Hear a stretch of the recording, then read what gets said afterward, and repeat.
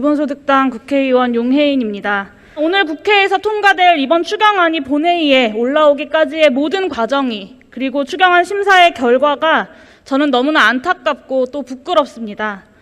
오늘은 코로나19라는 전대미문의 위기의 상황에서도 조건 없이, 심사 없이 국민을 위로하고 지원하기 위한 이 재난지원금, 재난기본소득을 용납할 수가 없고 국민들을 심사하고야 말겠다는 기재부 관료 권력에게 국회가 무릎을 꿇은 부끄러운 날입니다. 지난 16일 기획재정위원회 회의에서 홍남기 경제부총리는 국회가 정하면 따르시겠지요? 라는 한 의원의 질문에 그럴 것 같지 않다라고 답변했습니다. 생각해 보십시오. 국방부 장관이 국회의 결정에 따르지 않겠다라고 한다면 여기 계신 선배 동료 의원 여러분 어떻게 반응하시겠습니까? 국방부 장관의 발언은 군이 국민에 의해 선출된 국회의 민주적 통제를 따르지 않겠다는 의미로 여겨져서 당장에 비난받을 것입니다. 그러나 기획재정부 장관은 국회의 결정에 따르지 않겠다라고 말해도 여당과의 충돌 정도로, 그리고 소신 발언으로 여겨집니다.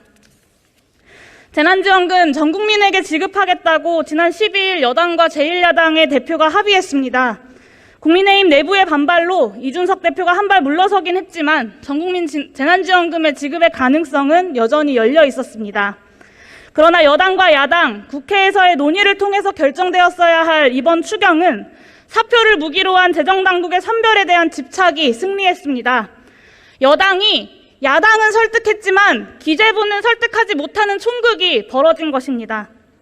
현재 내년 대통령 선거를 앞두고 기본소득, 안심소득, 공정소득 등 소득에 대한 다양한 정책들이 논의되고 있습니다.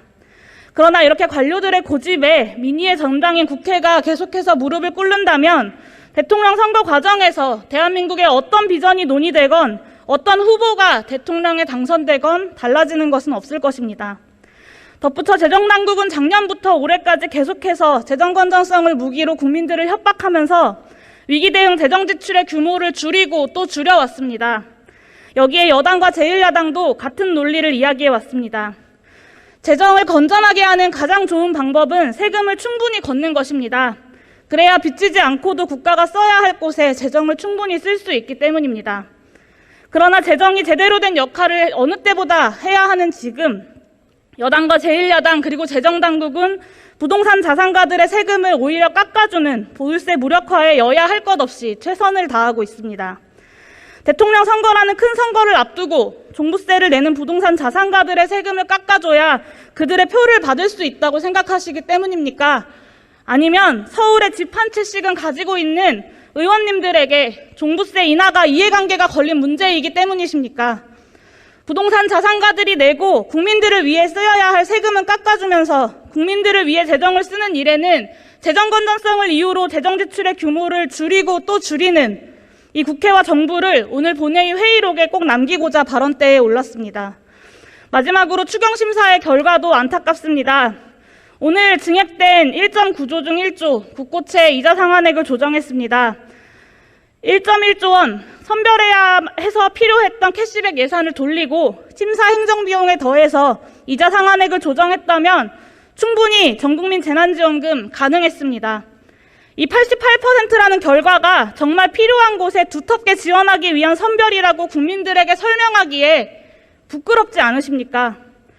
추경안이 국회에 제출된 뒤에 20여일간의 논의는 무엇을 남겼습니까? 지난 20일 동안 수십억 부동산 부자들에게는 세금을 몇백만 원씩 깎아주자고 서로 안달이 난 모습을 한편에 두고 또 한편에서는 어찌되었든 선별이라는 이데올로기를 지키기 위한 코미디 같은 논의를 해왔습니다. 지난 20일 동안 과연 이 위기의 시대에 국민들께 사회통합의 정치를 우리 국회가 보여준 것이 맞습니까? 부디 이번이 마지막이기를 바랍니다. 작년 재난지원금 예산을 본 예산에 편성해야 한다는 주장에 당시 정세균 국무총리께서 내년에는 코로나가 잠잠해질 것이니까 본 예산 편성은 필요 없다고 답변하셨던 것을 기억합니다. 그런데 지금 우리는 어떻습니까? 더라도 빠르게 전면적인 재난기본소득 논의를 시작합시다. 이를 통해서 기재부 관료들의 집착에 무릎 꿇는 국회가 아니라 국민통합의 당이 될 수 있기를 바랍니다.